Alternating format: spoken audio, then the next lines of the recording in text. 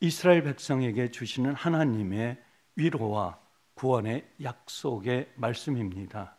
이스라엘 백성은 바벨론 포로 생활 가운데 고난을 겪었지만 하나님은 그들을 버리지 아니하시고 끝까지 보호하시며 다시 회복시킬 것을 선언하신 내용을 담고 있습니다.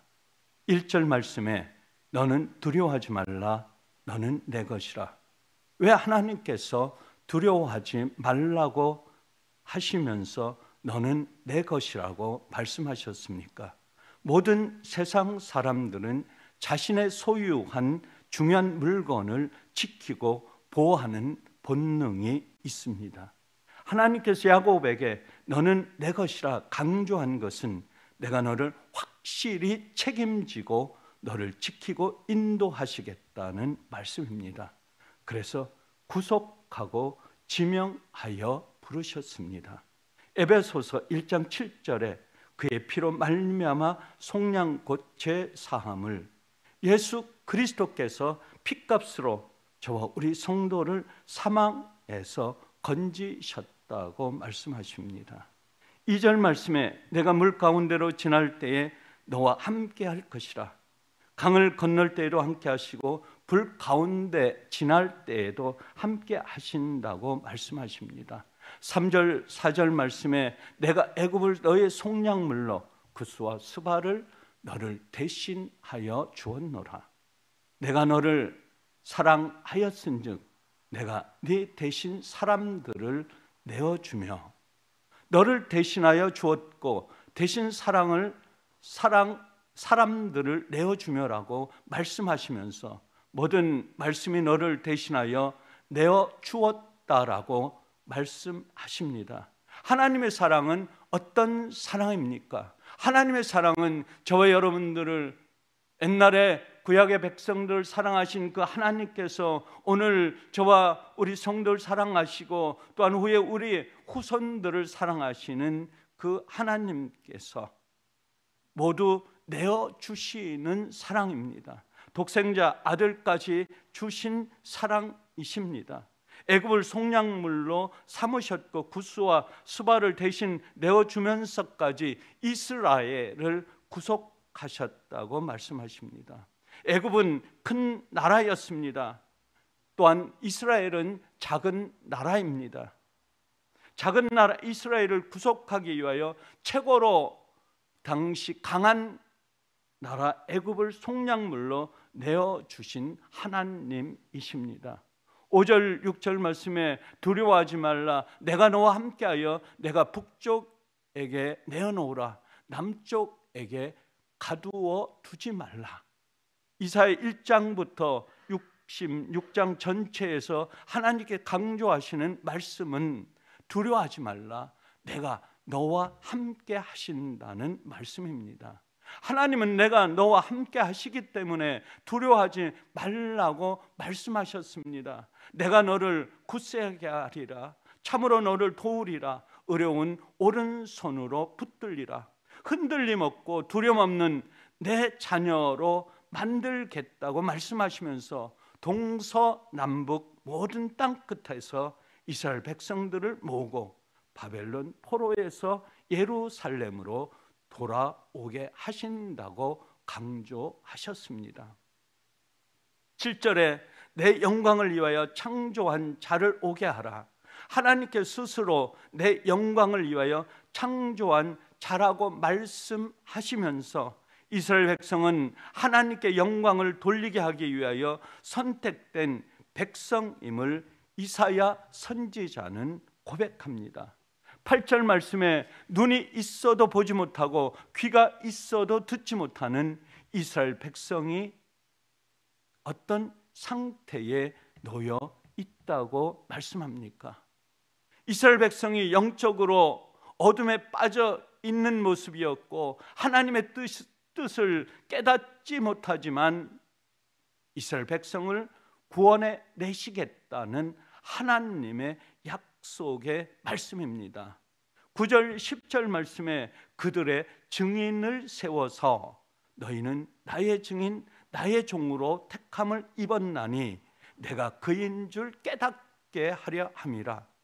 나의 전에 지음을 받은 신이 없었느니라. 나의 후에도 없으리라. 이스라엘 백성을 하나님의 증인으로 세워 하나님 자신이 유일하신 하나님이심을 드러내셨고, 오직 여호와 하나님만이 참 신이심을 말씀하신 내용의 뜻입니다. 그래서 하나님은 스스로 하나님이시고 내 후에도 내 이전에도 없으신 하나님, 스스로 존재하시고 창세 이전에 또한 창세 이후에 스스로 계신 하나님이라고 말씀하십니다. 11절, 12절, 13절에 나 곧 나는 여호와라. 나 외에 구원자가 없느니라. 나의 전에 지음을 받은 신이 없었느니라. 나 후에도 없으리라. 태초부터 나는 그이니 내가 행하리이다. 하나님께서 왜 계속해서 나는 여호와라, 나 외에 구원자가 없고 나는 나고 내 스스로 나는이라 라고 말씀하고 강조하시는 것입니까? 바벨론의 포로 생활을 하고 있는 이스라엘 백성을 예루살렘으로 인도하실 분은 하나님 자신이심을 계속해서 강조하시면서 스스로 계신 하나님 앞에도 신이 없고 하나님 후에도 신이 존재할 수 없음을 말씀하신 하나님이십니다.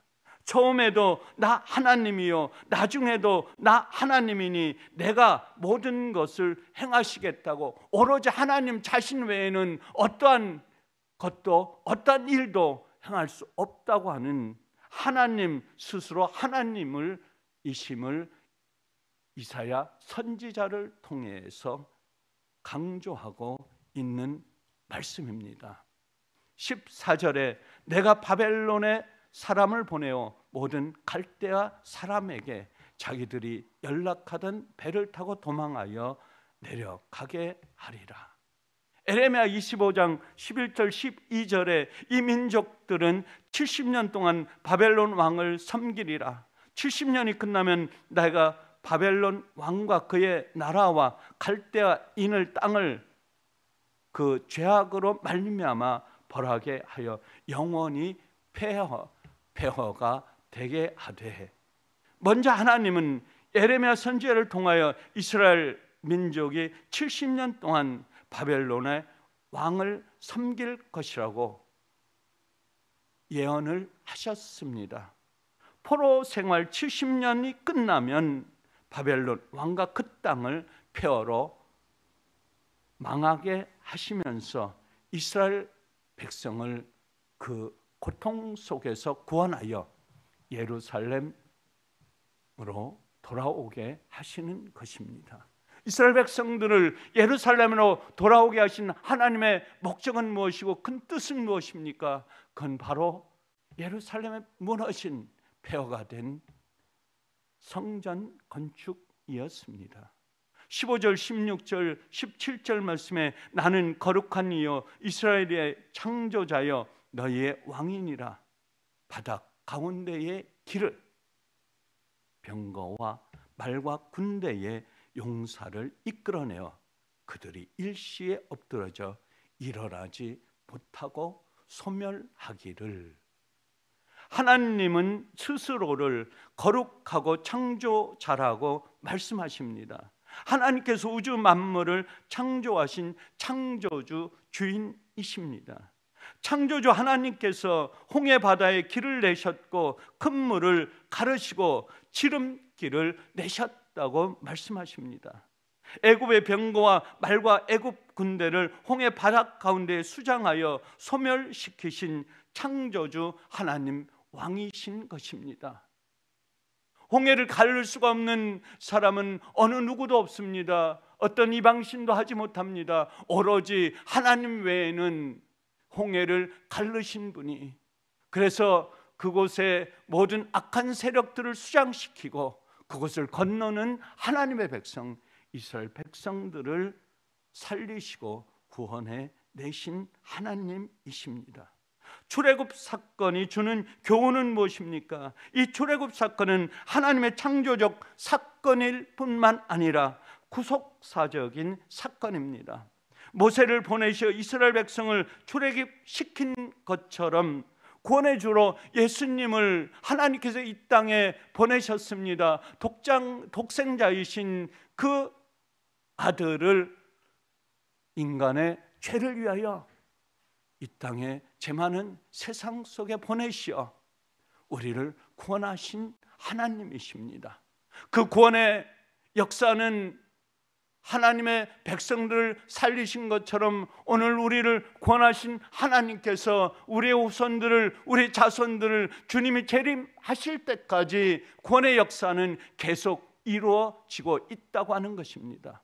18절에 이전 일을 기억하지 말며 옛날 일을 생각하지 말라. 왜 이전 일을 기억하지 말라고 하나님께서 말씀하십니까? 모세를 통해서 이스라엘 백성에게 행하신 이전 일 가운데 가장 중요한 일은 무엇입니까? 바로 그것은 출애굽 사건인 것입니다. 출애굽이 없으면 이전 일이라고 하나님께서 말씀하시지 않으셨습니다. 모세를 통해서 이스라엘 백성을 이끌어내시고 인도해내시고 어둠 속에서 빛을, 고통 속에서 생명을, 죽음에서 영원한 천국의 생명으로 인도하신 하나님이신 것입니다.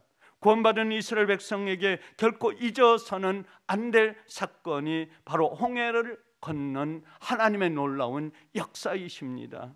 바벨론의 포로를 끌려간 70년 동안의 포로된 생활을 해야 하는 이스라엘 백성에게 반드시 기억하는 사건입니다. 그 사건은 그때를 기억하는 것뿐만 아니라 오늘 살아가는 이스라엘 백성들, 그리고 오늘을 하나님을 믿는 영적 이스라엘 백성인 저와 여러분들이 그 사건을 기록하는 것이며, 기억한 그 사건은 바로 우리의 자손, 우리의 후손들에게까지 이어져야 하는 말씀인 것입니다. 하나님께서 이사야 선지자를 통해 이 사건을 기억하지 말라고 강조하는 것입니다. 19절에 보라, 내가 새 일을 행하리니 이제 나타낼 것이라. 광야에서 길을, 사막에서 강을 내리니 라고 말씀하십니다. 하나님께서 말씀하시는 새 일은 무엇입니까? 이전 일을 기억하지 말라 하신 후에 새 일을 행하리니 라고 말씀하십니다. 하나님이 말씀하시는 새 일은 광야에서 길을, 사막에서 강을 내는 것입니다. 광야에서 길을, 사막에서 강을 내는 것은 어떤 뜻입니까? 누가 광야에서 길을 내고 사막에서 강을 낼 수 있는 세상에 어떠한 것도 이전에도 없었고 이후에도 없는 것입니다. 어떤 신도 그것은 할 수 없는 것입니다. 오로지 여호와 하나님께서 말씀으로 이 세상을, 오주 만물을 창조하신 그 하나님께서만이 그 일을 하실 수 있고, 사막에서 물을 내시는 하나님께서 강을 흘려보내는 놀라운 기적을 일으키시는 분은 오로지 하나님이신 것입니다. 바벨론에 끌려가 70년간 노예 생활을 하던 이스라엘 백성이 예루살렘으로 돌아오는 것을 의미합니다. 예루살렘으로 돌아온 이스라엘 백성들은 무엇을 하는 것입니까? 하나님께서 그들을 애굽에서 인도해내신, 바벨론 인도해내신 하나님께서 이스라엘 백성들에게 명령한 것은 과연 무엇인 것입니까? 그것은 무너진, 허물어진, 폐허가 된 성전을 건축하신 것입니다. 건축하는 그 새 성전은 무엇입니까? 바로 오늘 우리가 하나님 말씀으로 하나님의 복음을 전하는 이 성전을 하나님께서 예루살렘 무너진 성전을 건축한 이 성전, 오늘 우리가 예배드리고 우리 후손들이 이곳에서 몸과 마음을, 우리의 삶을, 우리의 미래를 후손들이 이어갈 이 성전, 예수 사랑교회를 말씀하고 있는 것입니다. 그것은 새하늘과 새 땅이요 영원한 우리에게 주시는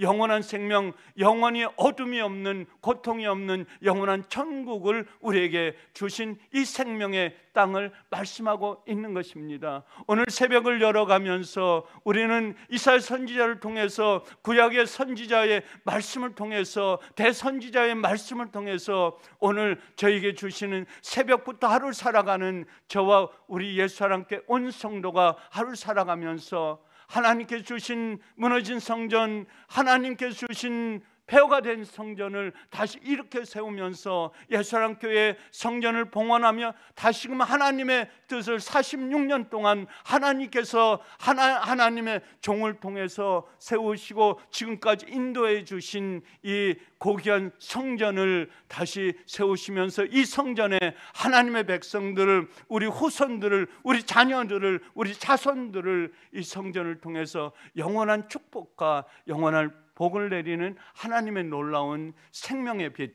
오늘도 새벽부터 옛사랑교회를 사랑하는 옛사랑교회 온 성도, 그리고 이웃의 이 주변에 있는 하나님을 알지 못하는 주변의 이웃 백성들에게 복음을 전하시면서 오늘 하루의 삶도 승리의 삶으로 살아가시는 옛사랑교회 온 성도 되시기를 주님의 이름으로 간절히 축원합니다. 감사하신 아버지 하나님,